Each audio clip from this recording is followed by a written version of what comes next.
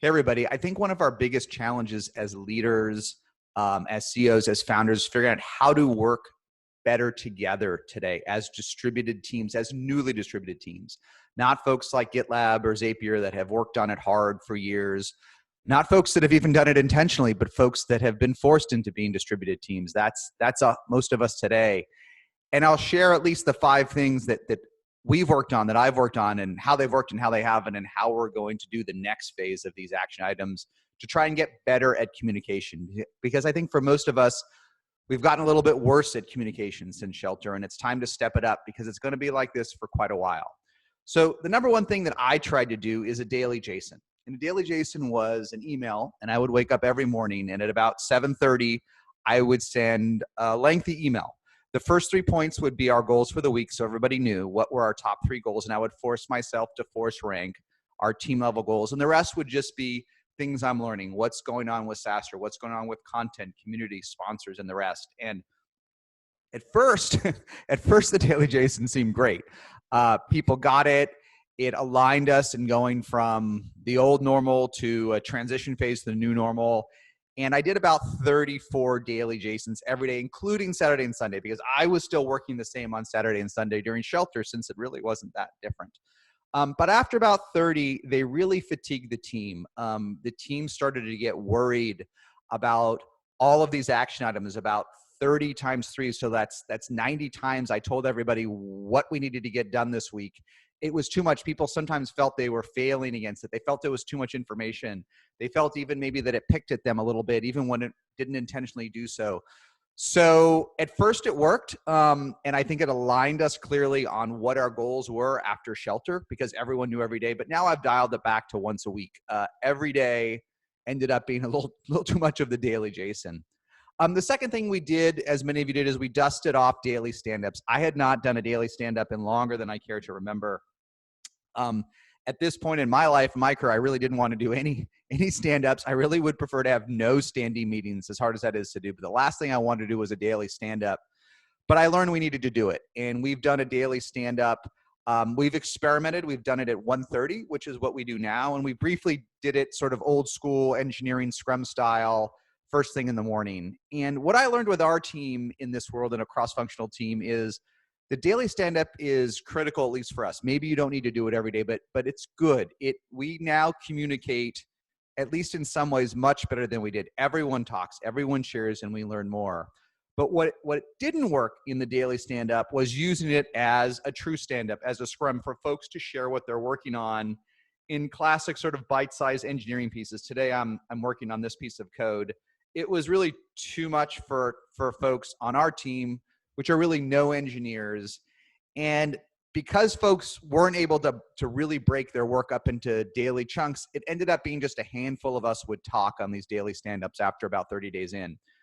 So we switched, which goes to the next point of my third of 5, which is to use Slack differently. And we did a hybrid approach. We keep our daily stand-ups at 1:30, and you know, the leaders do talk more than the rest, but it's okay. That's just for other folks to ask questions, share learnings, share wins during the day. It's to check in midday for what the work we've already done during the day. And then everyone in Slack puts in the top 3 things they're going to work on that day. There are other Scrum tools, there's other Slack tools, but with a small team, we just found everyone just checks in on their 1, 2, or 3 things they're working on today. So everyone knows that first thing in the morning. And then we all check in at 1:45 to talk informally on the day. And for us, 3 points in Slack in the morning and 1:30 in the afternoon to check in live is the right combination. Importantly, on point 3 for us, I've learned a lot about how to use Slack. And as a leader, I've sometimes found Slack tiring over time. I've found people use it to send me tasks and things to do that they wouldn't do in person or by email. They would hesitate to send an email and ask me to do something. They would certainly hesitate to ask me in person, but they have no issue just slacking me to have them do something for them. And I want to help everyone, of course, on my team, as do you, but the more senior you are on the org chart, the more overwhelming it can be when everyone feels like they can task up. It just doesn't work. So I became Slack fearful of people asking me in yet another place, yet another medium to do things when I was overloaded as a leader and as an individual contributor. So, but using Slack as a wiki, that's how we use it now. So folks check in the morning. They log the 3 things they're going to do. Everyone logs wins during the day, wins with partners, wins with content, wins with sponsors, etc. But we don't use it as a group task manager. And that's been great for us. A dynamic wiki is how we've used Slack to win. And then 2 other points. The 4th one, which which you're all doing, but I've learned everyone's doing, which is zooming more with your customers. I was speaking with Stuart Butterfield just before we went on together at the SaaStr Summit. It was a great session. And he was sharing, he was talking to 10 times more customers today than he did before Shelter. He said he was talking to a relatively small bank on Slack, and they couldn't believe they got to talk to the CEO. They said they weren't joking. They said, "Oh, we're worried Slack might even be in trouble if we're talking to you." It was a joke. Slack's obviously crushing it, but they couldn't believe they had access to the CEO. That's what you want today. We have, without question, lost something by not visiting our customers and partners in person. Don't let anybody say otherwise.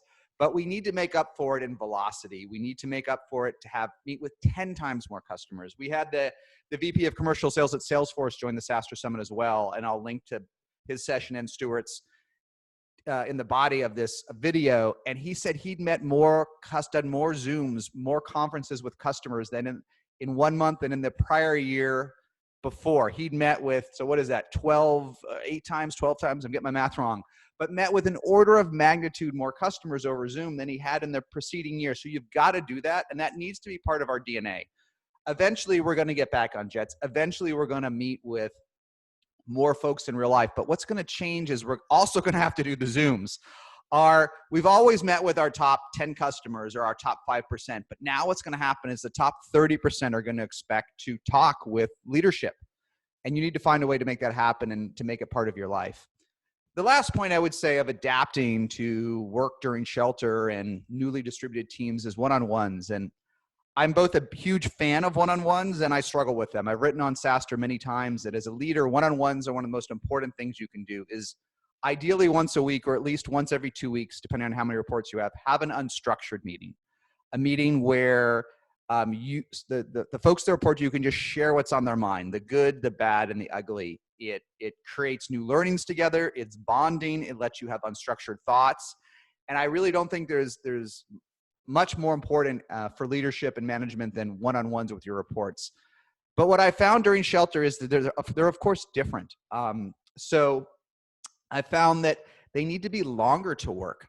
People just have different expectations. And because of that, it's hard to do as many, and you may find yourself not wanting to do as many. And for me, I do a fair amount of one-on-ones, but in the office, they are almost all unstructured. I've gotten to the point in my life where I didn't want to have 80 standing meetings in my calendar. You probably need them, but I would do the one-on-ones, but we would just grab each other. Grabbing each other, it really doesn't work as well during distributed times and Shelter times. So I found the areas where I've invested more on one-on-ones, I've had more success, and where I have scaled back, I haven't. So you've got to schedule more one-on-ones. You have to make the time, just like you have to make far more time with your customers now on Zoom. You have to make more time somehow with your team.